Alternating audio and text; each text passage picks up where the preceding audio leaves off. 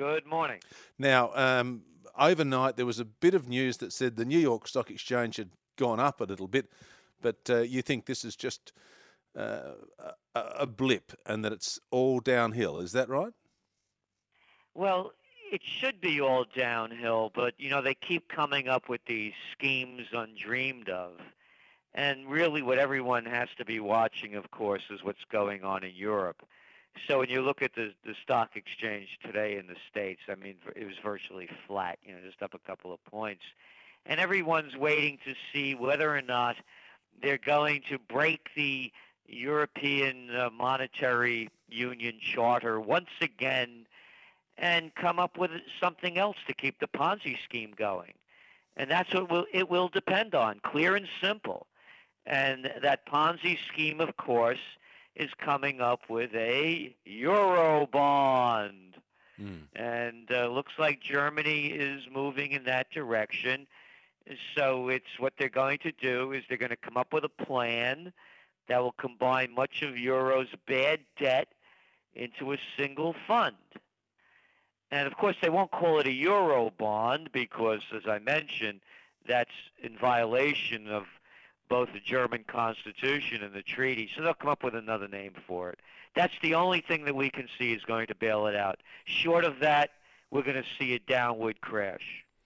This bailout in Europe, I mean, there was talk, months and months ago that they had the problem fixed. Do you think that the Europe problem will not be fixed, and what will happen? Because if Greece is spiraling down and down and down, will they just cut Greece out of the European Union and say, look, that's it, you're no longer a member, and would that clean up the problem? No, it won't. Remember, Greece is only 2% of the Eurozone GDP. And if they bail out, that's not a big deal. But the other problems are Spain. You're looking at Spain's debt is over $1 trillion. And then, of course, there's the Italian debt. And the Italian GDP, to budget deficit to GDP, is like about 120%. And they have about a $2.5 trillion debt hanging over their head. So if Greece goes, then you're going to see Spain and then Italy. As I said, what they're going to try to do is come up with a new scheme to keep the Ponzi scheme going. So, and it works. Because let's go back to, and you mentioned, they said they fixed it once before. Let's go back to the end of 2011.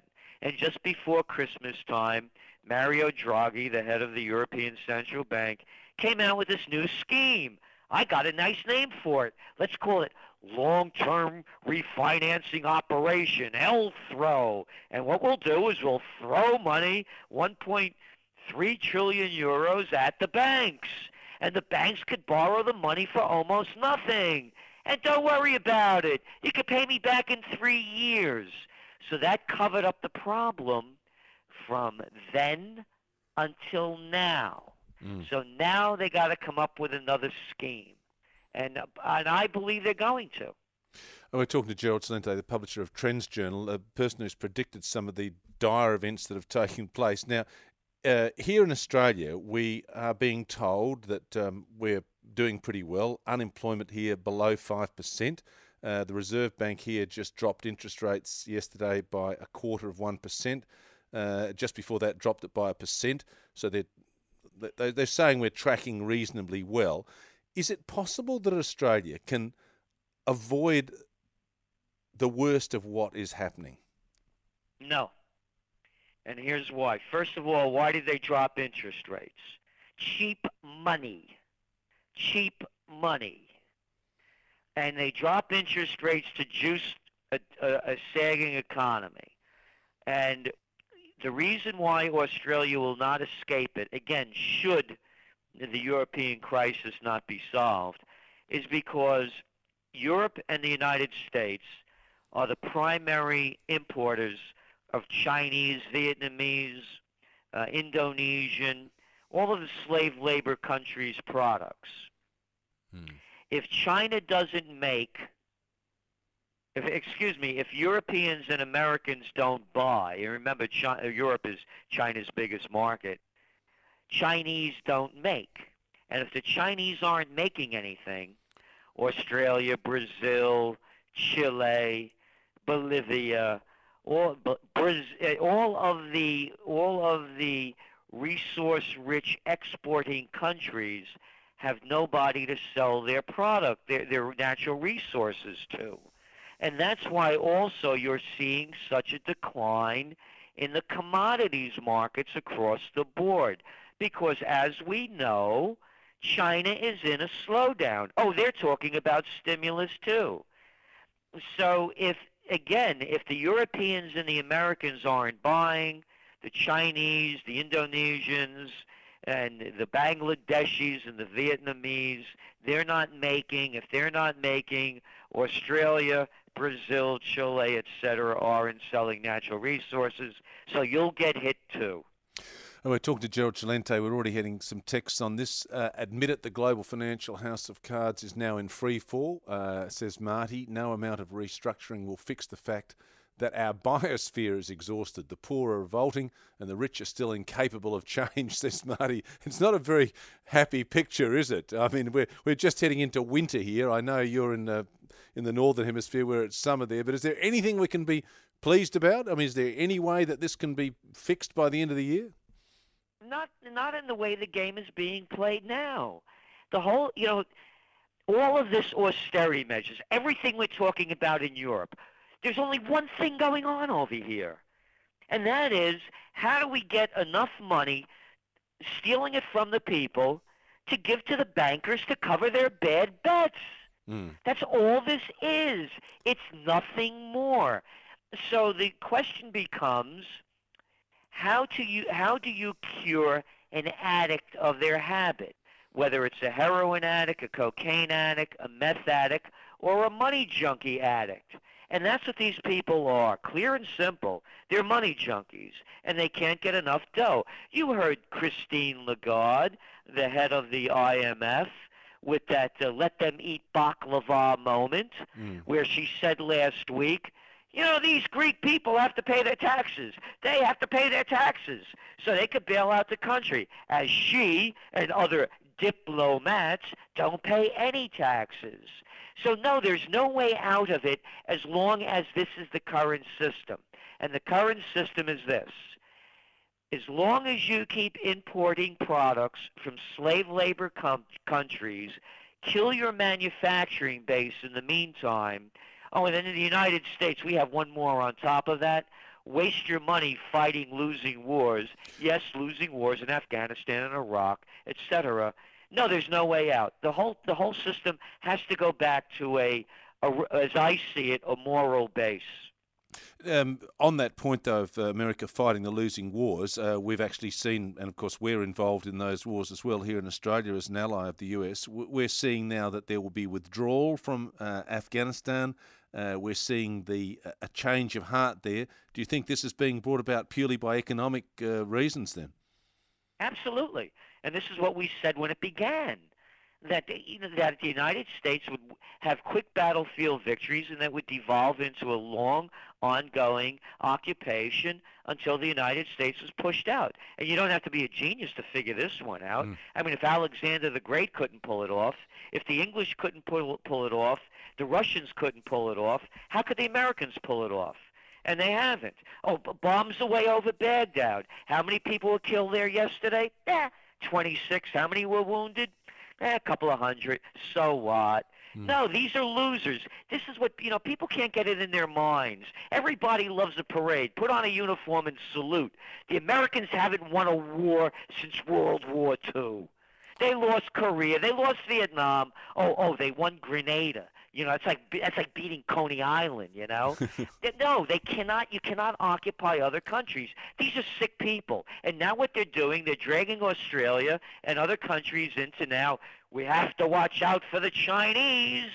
So the Americans are now redeploying their forces. Listen to what Joe Biden, the vice president, says. Listen to what Panetta's saying. Listen to what he's the defense secretary of the U.S. They're redeploying their forces, and now the new enemy is a new Cold War with Russia and China. It's already in the cards. We're talking to Gerald Celente, the publisher of the Trends Journal, a person who's been observing some of the very dire events that have been taking place over the last 10 years, particularly in the economic area. If you've got some thoughts for Gerald, give us a call on 1300 222 891. Gerald, one of the things that's clearly happening at the moment is that there's going to be elections both in this country and coming up in America. Is it possible that new political leaders could help restore some faith in the economic system? Yes, but not under the conditions of the parties that are in power. And I don't say this from an outsider, by the way. I began my career at a graduate school many years ago running political campaigns in Westchester County, the most prosperous county in the United States. And I was the assistant to the Secretary of the New York State Senate. And I also did a stint in Washington and was putting together political action committees throughout the 70s for the chemical industry. So hardly a left-winger, in that kind of work. And one of our chief writers in the Trends Journal is Dr. Paul Craig Roberts, the former Assistant Treasury Secretary under Reagan. So we know what the club looks like. And to us, it's a criminal operation. I mean, you could call it the Bananos, the Gambinos, the Republicans, and the Democrats. It doesn't make any difference. Well, how do you get how do you get a Mormon in there though? Mitt Romney's they're saying. Well, it's all about business, and he's Mr. Business. It's only about business, and so what you're looking at is a system whereby as long as it's what it is, it's never going to change. When I was a young man, I remember the Soviet Union. You used to hear these things. They had an election over there in the Soviet Union. 98% of the people got reelected. Yeah, guess what? We have it twice as good over here, two parties. And you know what the reelection rate is for incumbents? About 96%. The game is rigged. All right, look, let's go to Glenn from Galway. Good morning, Glenn. Yes, this is a story that I've often thought way back has been happening. I cannot understand the politicians throughout the world accepting and continue to accept what has been a failure now, and that is the American free enterprise system as it stands. I'm not saying free enterprise isn't correct, but surely they've got to bring up the wreck. It is an actual wreck, in my view, of what is happening. They're still living in a period of the 50s.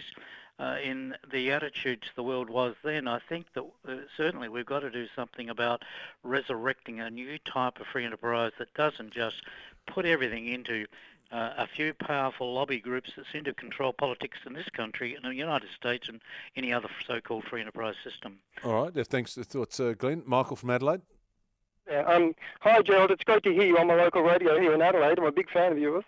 I wanted to say maybe you can tell us your take on Syria at the moment. Yeah, good question, Michael. Gerald? Yes, first of all, on the free enterprise, this is not free enterprise. Bailing out banks and bailing out favored corporations, the merger of state and corporate powers by definition is called fascism. This is not free enterprise. And this is why, as I said, you have a duopoly in politics, and you have what it is, bailing out banks. There's nothing to do with free enterprise. It's not capitalism. On Syria, as we have been writing about it before it happened, we said over a year and a half ago that Syria was going to be the next target, primarily because Russia had its bases in there and China was doing a lot of business with it. Is Syria a dictatorship? Obviously it is. No more of a dictatorship, however, than Saudi Arabia, Bahrain, no more of a dictatorship than 40 years of Saleh in Yemen. But don't call, by the way, Mr. Celente, let's not call the king over there in Saudi Arabia or the emir over there in Qatar and Bahrain. They're not dictators. They're monarchs. Mullahs are bad. Monarchs are good. This is the spin. So what is happening is that anybody that doesn't do business, because that's all this is ever about, on terms that the United States and NATO want to do business on, they're not welcome. And the reality is that you go to Syria, take a look at what happened in Libya. Libya was being opened up with China. It was all about oil. It had nothing to do with Gaddafi. It has nothing to do with Assad. All it has to do, as we see it, is about business. Oh, and by the way, with Libya, that wonderful humanitarian mission, hey, those militants, or militia, excuse me, not militants yet, they just took over the Tripoli airport. They have a civil war going on there. Anything that these people touch, these politicians, and the first caller mentioned about politicians, why they can't see anything and do anything, because people are forgetting who the politicians are. These are the same people you hated in high school and college that wanted to be class president and head of the student council. The glad-handers, the suck-ups, the bow-downs, the insincere and the overly ambitious. All right. Now they've risen to their level of politicians and are telling us what to do.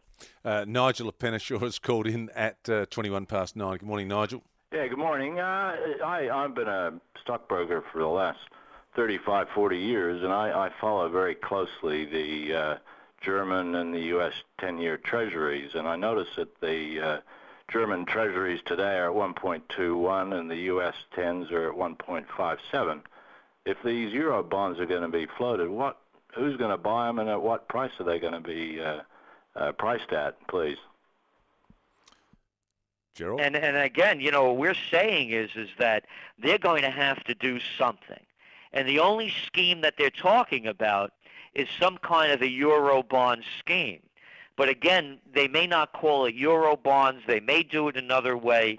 And the word that's coming out is that what they're going to do is they're going to combine the debt into a single fund with paying it off over 25 years. How are they going to do it and how they're going to price it, that's still up in the air. And by the way, we're saying this is a huge week.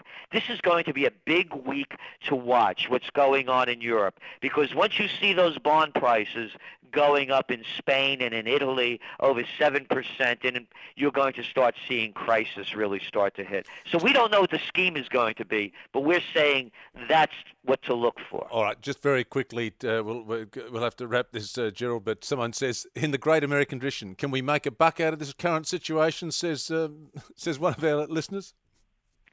Well, I can only tell you what I'm doing, and I keep buying gold. Because to me, and again, only speaking for myself, not financial advice, that is to me the only thing that's going to be worth much of anything as they start devaluing the currencies, as you're already doing over there with those low interest rates. So it's going to be a currency race to the bottom as we see it. All right. Thank you. Thanks indeed, Gerald Celente, publisher of the Trends Journal there, and an occasional regular on this morning program. And look, we've already had some texts saying they would like to get more of Gerald. We'll put a link through on our website. We put Gerald's talk up there. He is available to be heard at other locations. Where else can I hear him? Someone else says, look, spot on, Gerald. Just like those that were bullied at school, they've become the bureaucrats and the parking inspectors. And there's also another one here, of course, that says that they don't like this whining, negative American, says Daryl from Craigburn. So there you go.